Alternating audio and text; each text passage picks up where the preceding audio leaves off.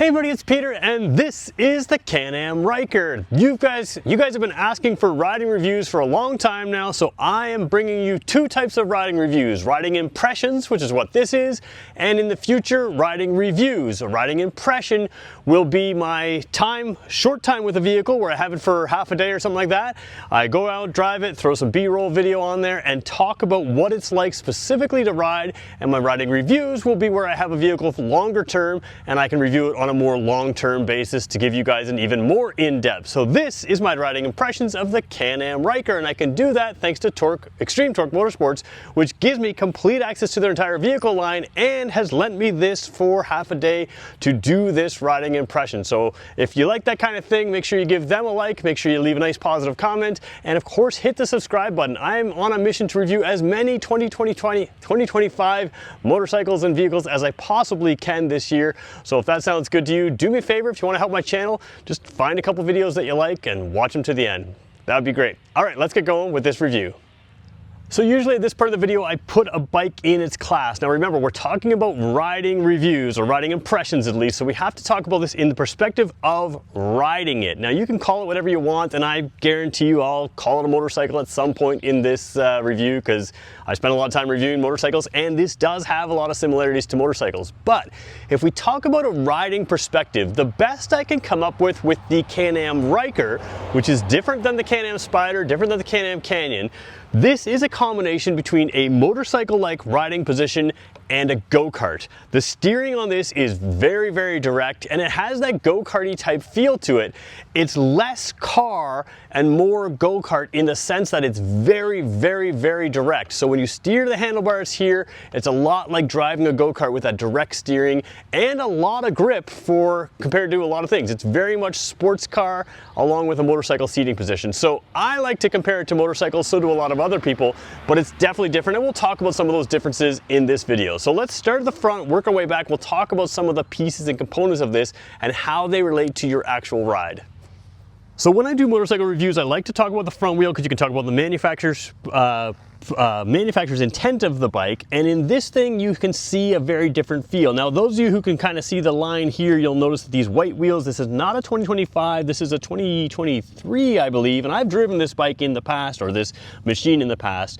What you have out front is very much like an Indy car type suspension or an F1 car. You have the body in, just the suspension out, and that contributes to great handling. Now we'll talk about some of that handling in a second. One of the downfalls that people complain about on any of these three wheels is that because it has three wheels, they claim you hit every bump in the road. And the idea being that this is in the right hand track of the road, that's in the left hand track of the road, and the center is in the center track of the road, so you hit every bump, unlike a car which stays only right and left, and a motorcycle which you can choose which lane. There is some truth to that, but I think most people that say that probably haven't taken these on proper long rides. And what you find here, especially with this Rally Ryker, or the Ryker Rally, excuse me, is that this one with the adjustable suspension, you've got preload adjustment here and you've got other adjustments up there. It's got 4 settings up here. You want the front wheels to be at the exact same setting, but when you set them up, you can make this a very sporty ride and you can soften out that ride, make it more plush. It's not a huge concern to hit bumps in the road when they don't bother you. If you've ever driven an adventure bike versus a top-end sport bike, the adventure bike just rolls over bumps in the road, whereas a sport bike, you feel every single bump. This bike this vehicle is very compliant and has great suspension for both comfort and handling. And what that means is that as far as a comfort perspective, you don't really have to worry about hitting every bump in the road. And that's a little bit of a false thing anyways. It's a little different than that. But let's talk about a couple other things. So when it comes to handling, the Ryker Rally, which is what this one is, technically isn't the best handling Ryker out there. Now, I would argue that this is as good handling as you could possibly want for a vehicle like this. So let's talk about what I'm talking about. First of all, you can see those rally style wheels on the outside. You also have more all-terrain type tires. Now, when I say all-terrain type tires, think Subaru, not Jeep Wrangler Rubicon, right? We're thinking more of a gravel road type machine, and we'll talk about the drive modes in this in a second that allow you to have some fun on the gravel roads, dirt roads, that kind of thing. But when you have these tires on, you would think, okay, that's not going to offer peak handling, but the reality is when you're riding this bike or this trike, The bike itself doesn't lean, but you have to lean into corners, and the faster you go around a corner, the more you're going to want to lean, because unlike a motorcycle that leans towards the turn and pushes your butt into the seat, this thing doesn't lean, so you have to lean in the turn and it throws you off this thing. So what I mean is there's no real risk of you falling off around a corner, but you do have to slow down around corners because the capability of these with the wheels out like that and the weight down low, it really does allow you to turn very quickly. Now you'll also hear a complaint that the traction control kicks in too early, or the vehicle stability control kicks in too early. I would argue that people forget how good these things handle, and it does kick in earlier than this would give up full traction. It'd be nice to sort of slide it around, but for the average person, and I consider myself to be an average person, you do need to have some strength the faster you go around slow speed corners. And what I mean, or even high speed corners, but I would say slow speed corners like a quick intersection or a quick turn like that. You can take this very quickly around that corner, but the stability control will kick in, and I think that's good because the amount of strength you need with a direct steering, with no power steering on this, and to turn it and give it a lot of power puts a lot of G-forces on the outside wheel. What that means is you can have fun zipping around corners, but it does take some more strength to do that than you might think. A motorcycle leans in, kind of does the work for you. This one, if you want to take a really sharp, fast corner that's traditionally a slower speed corner, it does take some strength. Now, cruising around country roads and that kind of thing, while it does take some strength to do that, it's not the same as zipping around an intersection at a high speed. Let's summarize that up for you. When you're driving around country roads, going around corners, this thing feels great. You do have to lean in the turns, and you have a really direct connection with the road. Everything you do with this handlebar can be directly translated to the wheels. Not only can you see the handlebar move and the wheels move, you can see them reacting to the bumps, but you can also place those wheels to the millimeter where you want them. That's what a great sports car feels like, and that's what this feels like. But because it can handle so well, you tend to go around intersections quicker. That's where this thing suffers a little bit because the handling is greater than most people's strength. And what I mean by that is you can then have to push really hard to go around an intersection fast. It's fun, but that can get tiring if you're driving in town fast around corners. Slow down for the corner and you can handle this thing just fine. So complicated way to say, it's very different than a motorcycle. Let's talk about the engine. So last year when I drove this, I had a 110 horsepower Kawasaki motorcycle, 4-cylinder. It was quick. And this obviously felt a little bit slower. It's larger, it's heavier, and that makes sense. This year I have a 40 horsepower single-cylinder Royal Enfield bike, and it is of course much slower than this. And this thing feels very sporty compared to both, but it also feels very powerful compared to the current bike I have. So let's talk about what you've got here and how it affects you from a riding perspective. So first of all, from a riding perspective, this has a CVT. We all know in the automotive world, CVTs are boring, right? Well, I don't know how to describe this one because I guess it's because Bombardier is so good at making snowmobiles, and if you think about everybody out here where I live, snowmobiles are a lot of fun. Everybody loves them. They're all CVT now. So this thing is a CVT transmission that is still fun. Couple things the CVT does, and this is one thing I've experienced with good motorcycles that are geared well. A lot of motorcycles are geared purely for acceleration, and then you never feel like you're in the right gear. It always feels like it wants to go faster, And for a lot of people, that's fun. What I find with the CVT on this is, first of all, as long as you're out of eco mode, you want to squeal that tire, you can. It's got lots of power to get going off the line. So you have good acceleration. But no matter what speed you sort of settle at, whether that's, like around town speeds, whether that's country highway speeds, or even regular highway speeds, it seems to just like being at that speed. That's the sign of a well-geared motorcycle. And it makes sense when you have a CVT. The CVT is going to bring it to a space where it's comfortable and it's running efficiently in that speed. That's one of the benefits of a CVT. However, sometimes the drawback of a CVT is, say at 100 kilometers an hour, you want to give it some throttle, get passing, so 62 miles an hour around that highway speed. You end up just flooring the throttle on the car, the RPMs revving thing. This thing still has enough power that it just gets up and goes. It just makes the sound and gets up and goes. So even at 100 kilometers an hour, it doesn't feel like it just has to use all of the transmission and what's left of the engine. It seems to just get going. So it's the perfect combination in my mind of something that's happy at any speed, which makes everyday driving more enjoyable, but still has plenty of passing power, plenty of get up and go, and you can cruise all the way at any speed as well. So even though this has a CVT, there's some magic being worked here. Is it the same as a motorcycle? It's not, as far as the power delivery and everything else, because it runs through that CVT. But again, that ease of driving, it feels a bit like a cruiser as far as ease of driving, but it's much sportier than cruisers I've driven. And of course, with a different style steering, that's also a big difference. One thing I want to talk about, cruise control on this bike. It's tap to turn it on, you hold it down to set it. It's a single button. I don't remember how long you have to hold down that button, but you can hold it to set it, and it's really nice to have because I think that gives this bike legs. Like I said, it's already got an engine and transmission that's kind of happy at every speed. And then you have cruise control as well, which means without shifting and everything else, it makes it simple, simple, simple to go longer distances on this bike.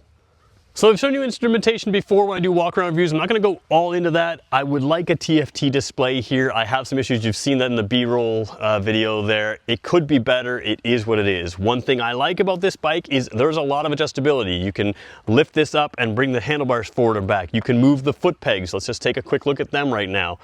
You can lift those foot pegs up. The Ryker Rally has even wider ones. These are much bigger than a motorcycle, but you can pick them up, slide them up like that, and then they can move forward and back. And that allows you to have more of an adventure bike seating position or a cruiser bike seating position. But because it's adjustable on the fly, both the handlebars and the foot pegs can be adjusted on the fly. That really makes it something that is comfortable for a longer ride. Even the Spyders, none of the Canyons have quick release adjustable. On the on the Spider, not the RT, on the Spider, come to me, F3, there we go. You can get different positions for your seat, for your foot pegs, but they are adjust it once, get the brake rod that fits it, and that's it. This one you can move on the fly as you go, and that makes this comfortable on a long ride. The seat here, there's a couple things going on here. We're not at the best angle. First of all, you have a backrest on this one. That's an accessory backrest. You can get that, an accessory rear seat. This is the adventure seat, touring seat. I'm not sure exactly what they call it. It's excellent. I highly recommend that seat. I really, really find it to be comfortable. You can upgrade any Ryker to that seat. And then the other difference is you also have a clicker down here, the 4 settings for the suspension. The rear seat does not have to be set the same as the front. The front two should be set equally just for handling purposes and that kind of thing, but the rear one can be set differently. So if you want to really soften the ride here, you can do that while keeping the front firm, but you can also take the whole bike 1 through 4 settings. So overall comfort on this is very good. You feel a lot like a motorcycle. It's not too spread out and wide, but it's a little bit wider than some bikes. But again, because of where you're sitting on this bike and how you're sitting, it's very, very comfortable. So overall comfort of this bike is excellent. And I will say that if your rear passenger isn't absolutely massive, they have their own seat with this accessory here, and their weight is down and you're not wearing them like a backpack. So absolutely you can take 2 passengers here on the Ryker with comfort. All right, so let's wrap up and summarize. First of all, from a riding position point of view, you can have your feet further out here or further back here. You can have your handlebars here where they are or further forward. This one happens to have a windshield. You can adjust it up or down.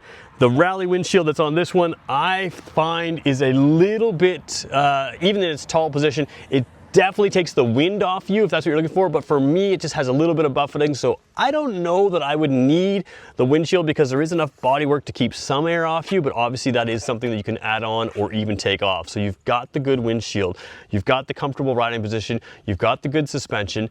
As far as how it rides, it definitely feels like a motorcycle where you're sitting, but the way it handles, the way it steers is much more like a go-kart with that direct handling that, you know, it's the kind of thing you can't get in a modern car, you can't get in a modern motorcycle because it's no power steering in this. You get power steering in the Spyders and in the Canyon, but this one's gonna have that direct steering. If you go too fast into a traditional around town corner, then the steering gets heavy. And that means that you're really going to feel it and need some strength. If you just drive on regular roads, with country roads, then you're going to feel that handling and place those wheels exactly where you want to. So that is all unique. The one thing that you're finding that's different than a motorcycle and different than a car is because of the level of direct steering on this, you can find a little bit of wander in this where you can kind of, the slightest touch or the slightest little dip in the road can move you just a little bit. Initially, to a motorcyclist, you don't feel that on a motorcycle, and to a car it's a little different as well because it doesn't have the same direct steering. Initially, that can throw you and that can make it feel very, dirty at times on a faster road. I will say that you very quickly get used to that, relax yourself, and it's totally fine. So some people don't like that feeling, don't get used to it, and that's one thing you'll find here. What I would say is, if you understand that this is a lot like a go-kart with very direct steering, then you also understand that direct steering is going to be something where sometimes it just moves a little bit, couple inches left, couple inches right. It's not something that's going to scare you, and as you let it do that, it will be something that is fine and you can ride it long term. If you want something that's a little bit more stable, less darty, the Spider and the Canyon are going to offer that with their power steering. It's a little bit less direct, a little bit less sports car-like, and therefore a little bit more suited to very long trips, and that makes sense. They have all kinds of luggage. So, should you buy it? Let's talk about that right now. So when we talk about who should buy something like this, the traditional first person thing is someone who doesn't want a two-wheeler anymore and wants to move to a three-wheeler, and that's a common thing. I will say that I don't know that that's the perfect thing. It certainly gives you that two-wheel feeling. You still are extremely small on the road, which makes you incredibly maneuverable. A lot of people think that these aren't good in town because they're so wide. They are way smaller than cars. You can do U-turns no problem. These are great in town and great on country roads. So obviously the motorcyclist that wants three wheels, wants some stability, doesn't have to put their feet down, that's fine too. The other thing I think it's good for is people who are new to riding that don't want to have to learn the balance of a motorcycle, don't want to have to learn the clutching, the braking, the front and rear separate braking. This has got a single brake, just like a car. It's going to brake all three wheels. You can brake very quickly on this thing and be confident. Motorcycle braking, especially with that narrow front wheel, very narrow contact patch, is definitely something that takes more of a skill to do emergency braking. This thing, you're just gonna stomp on that brake, it's gonna come down in a hurry, and it's gonna slow you right down. So there is an element of being an easier to ride motorcycle-like device. The one area this is a little bit harder to ride is, like I say, you need to slow down for those in-town corners or those 90-degree corners because it's tempting to go quickly into them because this thing handles so well, but as you get into it, you find that you will need some strength. So let's talk about who this is for. It's probably not something designed to replace a motorcycle. It is absolutely its own thing and a lot of fun as that. I love motorcycles, and I can tell you that I would love to ride this as well. It is different in the steering and handling. It's very much like a go-kart out front, so it's kind of like having a sports car with handlebars while in a motorcycle seating position with that open air feeling. And that's the best I can do to describe it. If that suits you, you need to find a chance to drive one of these to take it out and see what it's like. If you don't drive it, go to a go-kart track, see what that feels like, hop on a motorcycle on the back anyways, see what that feels like, combine the two, and you've got what this is. That's how I would describe it. If you want something that's a little less sporty in that go-kart type sense, then you're moving up the line to an F3, Can-Am F3, which has a whole different system, and we'll talk about riding reviews with that in the future as well. If that sounds like it's good to you, let me know in the comments, and if you made it this far, I appreciate it. Got an airplane flying right over our head. We're gonna wrap it up with that. Thanks everybody for watching.